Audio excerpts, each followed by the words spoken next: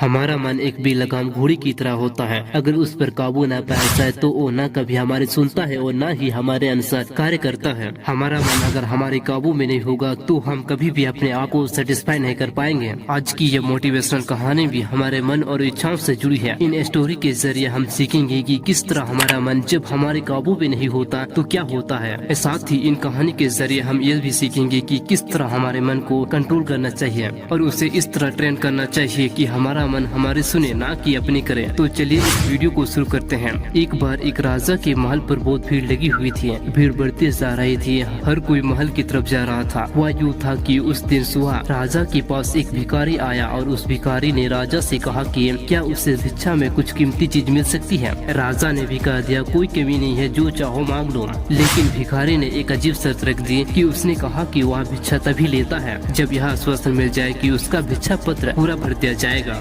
भिक्षु ने यह भी कह दिया कि मैं अधूरा भिक्षा पत्र लेकर नहीं जाऊंगा, अगर यह वचन दोगी तो ही मैं भिक्षा लूंगा। राजा हंसा और कहा तुमने मुझे क्या समझ रखा है, क्या मैं एक भिखारी का भिक्षा पत्र भी नहीं भर सकूंगा। और राजा ने शर्त मान ली। भिखारी भी हंसा और कहा महाराज एक बार सोच ले, क्योंकि ना मालूम कितने लोगों ने यह शर्त स्वीकार की है और वो इसे पूरा नहीं कर पाया। राजा ने मुस्कुराते हुए अपने वजीरों से कहा जाओ अनाज के दानों से नहीं बल्कि हीरे मोती से इसके भिक्षा पत्र को भर दो। भिखारी ने दोबारा टूकने की कोशिश की पर राजा ने वजीरों से कहा कि समय बर्बाद मत करो, जाओ उसके भिक्षा पत्र को हीरे मोती से भर दो। वजीर बहुत से हीरा मोती लेकर आया और उस भिखारी के भिक्षा पत्र पर डाल दिया। भिक्षा पत्र में डालते ही वो हीरा मोती कहीं खो गए और भिक्षा पत्र पूरा खाली हो गया। सुबह से दोपहर हो गई लेकिन वो भिक्षा पत्र खाली का खाली ही रहा। राजा को समझ नहीं आ रहा था कि आखिर यह कैसा भिक्षा पत्र है। दोपहर से शाम हो गई लेकिन यह भिक्षा पत्र अभी भी खाली था। आखिर में राजा भिखारी के पैरों पर जा गिरा और माफी मांगने लगा। राजा ने कहा मैं माफी मांगता हूँ, बस आप इतना बता दें कि यह भिक्षा पत्र क्या है, क्या इसमें किसी तरह का जादू है या और कोई रहस्य है। उस भिखारी ने बताया ये ना तो कोई जादू है और ना ही कोई रहस्य है। एक बार मैं शमशान घाट से गुजर रहा था तो मुझे वहाँ एक आदमी की खोपड़ी मिली और उससे मैंने यह भिक्षा पत्र बना लिया और मैं खुद भी यह हैरान हूँ कि इंसानी मन से बनी ये खोपड़ी कभी भरती ही नहीं।